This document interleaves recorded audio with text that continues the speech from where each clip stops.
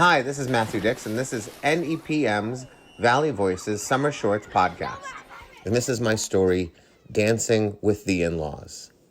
I chose this story because the theme of the evening was related to the Berkshires, Western Massachusetts, and I live in Connecticut. But my in-laws, Barbara and Jerry, live in the Berkshires, so many of my stories, almost all of my stories about that region of the world are related to those two people who are insanely interesting and occasionally kooky characters who I met a very long time ago and wondered if I would ever have a meaningful connection with. They're just so different than me in so many ways.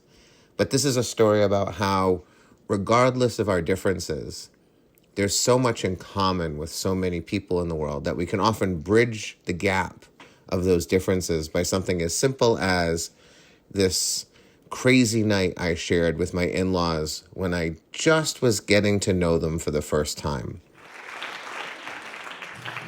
I pull my car into a dirt parking lot somewhere in the foothills of the Berkshires.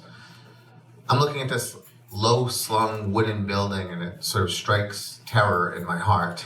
I turn to my wife Alicia, who's sitting next to me, and I can see she's just as worried as I am. We're not worried about the building or the parking lot.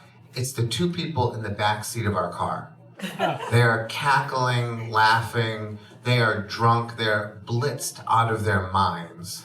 Their names are Barbara and Jerry Green, and they are my in-laws. About 2 hours ago, we were having dinner at a place called Jonathan's that had just opened up. It didn't have a liquor license, so it let you bring in your own alcohol.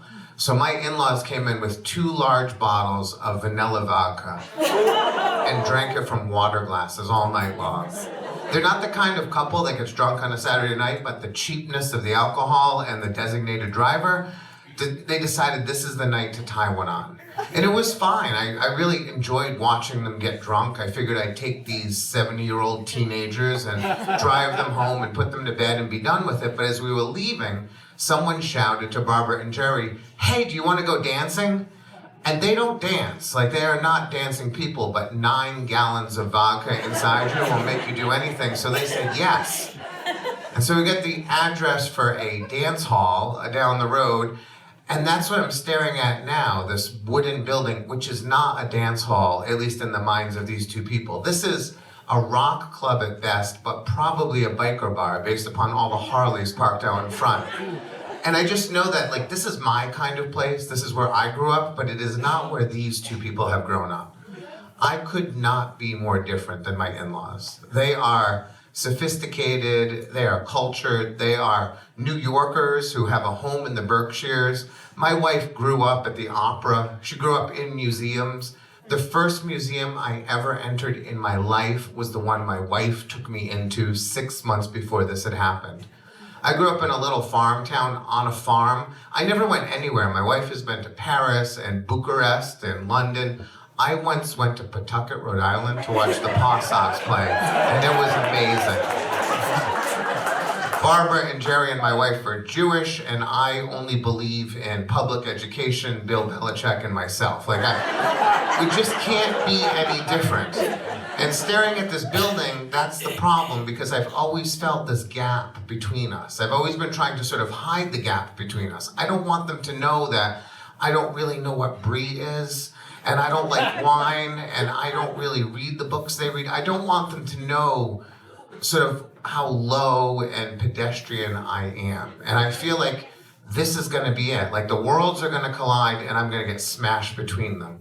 And so before I can even stop them, they're out of the car and they are running across a gravel parking lot, 2 drunken retirees who should not be moving this fast. And by the time I get to them, Jerry is yelling at the bouncer. It's an enormous man in a lawn chair, and Jerry is asking why he should pay money before he gets a drink. He's never seen a cover charge in his life. And so I get in and I slide $20 in, and we get inside. It's worse than I thought. Theoretically, it's a dance club because there is a floor and there's a DJ playing Motley Crue's Girls, Girls, Girls. But no one's dancing. Everyone is either at a table drinking or surrounding the bar in the back. It is jeans and leather. It is blue collar. It is my people, but it is not Barbara and Jerry's people.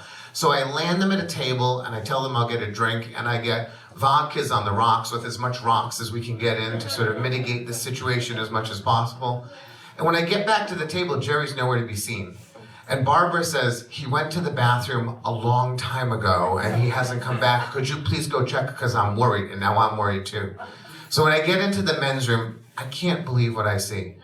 It's this 70-year-old man. He's standing in the bathroom, and there's 4 men at the 4 urinals. Each one is like bigger than the next, and Jerry is behind them, extolling the virtues of big band music to them and explaining how if we just played some Count Basie, we might actually have some dancing. And so I sidle up to Jerry and I just sort of quiet him down, and I wait for a man to leave so Jerry can take a place, and I wait so I can have a turn too. And I hear Jerry sort of washing his hands, and I say, back to the table, just go straight back to the table, don't go anywhere else, I'll be right behind you. And so I'm at the sink and I'm washing my hands, and I really am thinking, like, I've got to get him out of here, and I just wish that I was a little more than what I am. I wanted them to feel like I was the perfect person for my wife, and I just always felt like they would never really feel like that based upon who I am. So I come out of the bathroom, I enter the main room, and I see something that in all of the universes that have ever existed in the world, this is the only time that this could ever possibly happen. Jerry Green is on the dance floor, and he's dancing with a woman at least a third of his age, who he has never seen before and none of us have ever seen before. And the song playing is Jet's Cold Hard Bitch. And they are just having the time of their life. And I look over at the table at Barbara and Alicia, and they are cackling with laughter, watching this man dance on this dance floor. And it's just this moment where I recognize, for the first time ever, that we are very different people in many different ways, but maybe that's not so bad. Like, maybe actually the problem with this gap is that I am keeping the gap open. That they're in my place around my people and they're having a great time. Like, they're not judging it, they don't care about it, they love everything about it. It's that moment when I recognize maybe it's okay that we're different and that chasm doesn't need to be quite as wide as I thought it needed to be. Jonathan's goes out of business in 6 months, and that rock club burns to the ground exactly 1 month after we leave it, in what is later labeled as a fire of suspicious origins. But 18 years later, Alicia and I are still married, and we have 2 kids, Clara and Charlie, and they have 2 grandparents, Nanny and Gramps. And they are people who miraculously, for reasons I really still don't understand, love me for exactly who I am. And I love them for exactly the same reason. Thank you. That was Matthew Dix.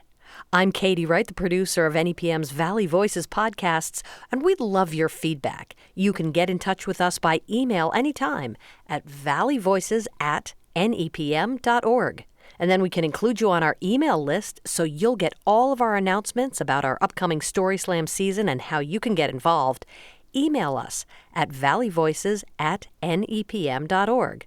And in the meantime, see you next week for another one of NEPM's Valley Voices Summer Shorts podcasts.